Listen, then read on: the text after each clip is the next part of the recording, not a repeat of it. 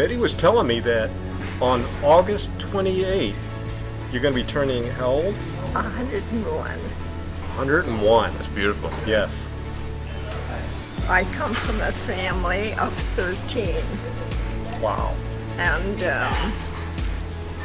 my brothers and sisters all lived until they were mostly in the 90s when they died, but I happened to survive and keep on living.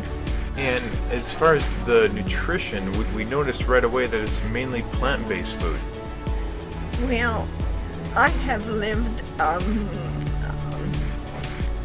very careful life most of my time, and the food is good here. They serve real good food, and had a nice German family, and my mother was careful in cooking good food, so she brought us up carefully. So what do you remember about that period of time in terms of your growing up and Well, kind of lifestyle? we were on a farm. We had plenty of food. We had a garden. We had fresh vegetables. We had meat and potatoes in those days.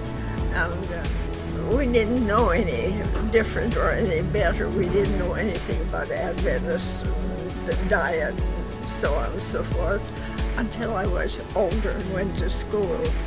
And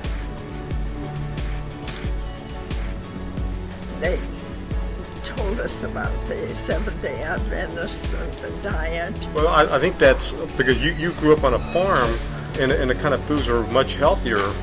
Well, yes, they were fresh from the garden, bountiful, plenty. We had a lot of food.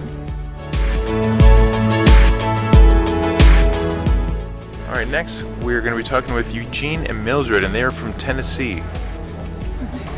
Well, after I read that book, and it's just one of 4 places in the world that you live to be so old, I thought I'd tell my family, since we moved out here, you got to get a permit to die out there. I didn't know anything about Seventh-day Adventists until I met him. And after I found out, I was reared a Baptist. And of course, you know, the diet is not important. Well, you know, with Adventists, the diet is important. So after I learned about what you were not supposed to eat and what you were supposed to eat, or could eat, let me put it that way, why, I found out that pork is not a good thing to eat. Now, I was raised on a farm, they killed hogs in the winter when the weather got cold, so the meat would keep, and then they preserved it in salt. They would salt it down and keep it to that, and then they'd smoke it in the smokehouse. And I was raised with a smokehouse and where they used to smoke the meat. And I didn't have any idea that there was anything wrong with it, because the majority of the people do not know it.